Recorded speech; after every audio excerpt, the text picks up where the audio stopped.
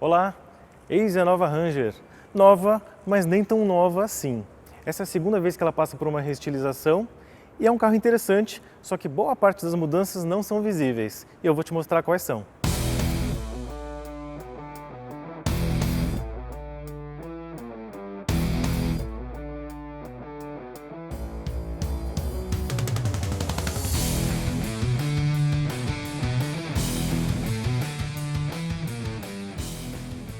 Você está vendo a linha 2020 da Ranger. Não é uma nova geração, é um facelift, então a gente ainda está falando da família T6. A Ford fez isso aqui para dar uma sobrevida ao modelo até a chegada de uma nova geração.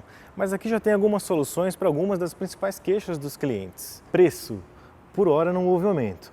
Mas isso aí, ó, só uma estratégia de marketing para que você não veja acréscimo enquanto o carro está na mídia. Mas isso vai mudar em breve. Essa aqui é a versão Limited, a mais cara da gama. R$ 188.990. O valor aqui da mais cara, mas a etiqueta começa em R$ 128.250 na versão XLS 4x2, também diesel. Gasolina não tem mais, a Ford tirou todas essas versões de linha. Vamos começar pela dianteira. O que mudou?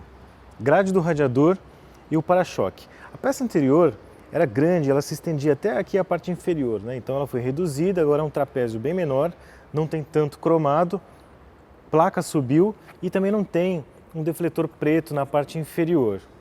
É uma peça a menos para quebrar então, mas o ângulo de ataque é o mesmo, 28 graus. Aqui no farol o que muda são os elementos óticos. Tem essa assinatura de LED para luz diurna e um projetor de xenônio no facho baixo. Aqui na lateral, a versão Limited tem rodas exclusivas de 18 polegadas com esse acabamento escurecido e estribos também reforçados, novos, em substituição àquelas peças tubulares da versão anterior que tinham um jeitão de acessório genérico. Aqui na parte traseira não tem nenhuma mudança estética. Aqui a melhoria é invisível. Agora esse trinco elétrico está atrelado ao travamento das portas. E quando você vai levantar a tampa, o trabalho agora está muito mais fácil. Tem uma mola que alivia o peso da tampa. No mercado, a Amarok é a arquirrival da Ranger. Elas disputam literalmente carro a carro.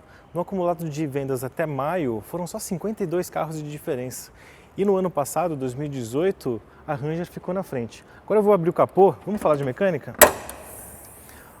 O motor é um 5 cilindros turbo, diesel, são 3,2 litros, né, de capacidade volumétrica, são 20 válvulas, injeção direta e gera 200 cavalos e 48 kg de torque. São números convincentes, é o suficiente para bater de frente com a S10 em potência, mas fica atrás da Amarok, que gera 225 cavalos. A turbina é de geometria variável, então a pressão de trabalho varia conforme a demanda por potência. O torque máximo também se manifesta em baixa rotação, cerca de 1.750 giros, ou seja, é um carro ágil, sobretudo no uso urbano.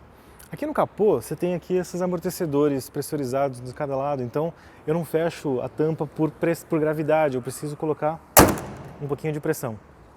A Ford sabe que os clientes de Ranger usam a picape em aplicações mais leves de trabalho.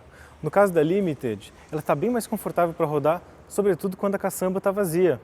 Isso porque cada uma das versões tem ajustes específicos na suspensão, sobretudo na carga dos amortecedores.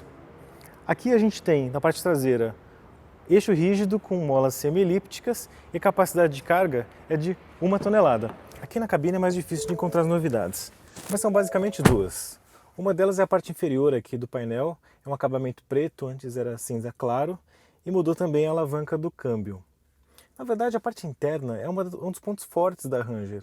Ela tem os assentos aqui com espuma bem firme, tem volante acolchoado e o forte mesmo está na parte tecnológica. O painel de instrumentos é digital e configurável. Ele tem 2 sets de botões direcionais aqui no volante, então é possível alterar as informações que ele exibe. Dá, por exemplo, para colocar o velocímetro digital, mostrar aqui o sensor de pressão de pneus. E do outro lado, você consegue configurar, por exemplo, o telefone, navegador ou entretenimento, que é o rádio. Isso aqui é muito legal quando você, por exemplo, está usando o Apple CarPlay ou o Android Auto na tela principal. Em segurança ativa, a Ranger também se defende bem. Ela tem 4 equipamentos muito importantes. Um deles é, por exemplo, um assistente de frenagem autônoma com detecção de pedestres. Ela identifica que tem uma pessoa passando na sua frente e freia sozinho. Tem alerta de colisão, então se tem algum objeto na frente e você não freou, ela te dá um alerta sonoro. Tem também um detector de faixa. Se você estiver saindo da faixa, ele te dá aqui um alerta para você voltar com o volante na posição correta. E tem também, inédito, um sistema de leitura de placa. Então você está na via e aqui no painel ele te mostra qual é a velocidade certa para rodar. Dá para melhorar? Claro, os retrovisores, por exemplo, poderiam ter um alerta de ponto cego. Ou melhor ainda, poderia ter uma câmera 360 graus para você ter uma visão global do que está acontecendo ao redor. Aqui a gente tem no sistema Sync 3 uma câmera traseira combinada com sensor de proximidade e também tem um sensor na dianteira. Ajuda a manobrar, mas daria para ir além. Para te mostrar como as providências da Ford fizeram bem a Ranger, eu trouxe a caminhonete aqui para um lugar bem improvável. É uma pista de kart. A gente vai dar umas voltas e você vai ver comigo como é dirigir ela. Tá pronto? Bom, então eu vou começar falando da direção com assistência elétrica. É uma relação muito boa entre os inputs que você dá no volante e as respostas do pneu. Muito direto, né? Então, para uma picape parece que você está dirigindo um carro. É a mesma filosofia que você vai ter, por exemplo, no acelerador, né? Com 5% de carga você já vê que ele responde muito rápido. É um mapa que privilegia bastante a agilidade. Volante. Tem um pênalti aqui. Se você for sentar direitinho aqui, você percebe que a coluna está ligeiramente deslocada para a esquerda. Não é muita coisa não, dá para se acostumar, mas é que está o problema, você precisa se acostumar com isso. Pênalti também, Ford, faltou o ajuste telescópico, né? Aqui a gente só tem na coluna o ajuste de altura, então não tem ajuste de profundidade. Sobre a transmissão, é uma automática de 6 marchas com opção de trocas manuais. Você pode fazer as trocas aqui pela alavanca, só jogar ela aqui para a esquerda e fazer as trocas para cima e para baixo. É uma caixa conhecida, é a ZF6HP32. É uma variante para alto desempenho de torque da ZF, então é uma caixa que não dá muito problema.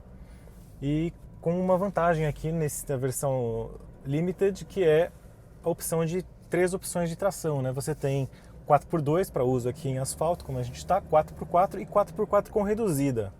Um bônus, tem também uma opção de bloqueio de diferencial. É um botão que você provavelmente não vai usar, vai ficar aí, você não vai nem saber para que serve. Mas o dia que você precisar, meu amigo, vai salvar a sua vida. Sobre os freios, pedal também muito bem calibrado, é fácil de modular, você freia e consegue entender exatamente onde está aquele pontinho de frenagem, o pedal está deslocado à esquerda. Isso aqui é uma vantagem muito bacana para quando você, por exemplo, gosta de frear com o pé esquerdo, né? Você dirige com as duas pernas, é muito positivo. Gente, é isso. Em poucos minutos, sem tomar seu tempo à toa, é o que eu tinha para falar sobre o carro. Se você gostou, deixa seu like, deixa seu curtir, deixa seus comentários e a gente vai se falando. Eu vou tentar responder as suas mensagens sempre que possível. Valeu!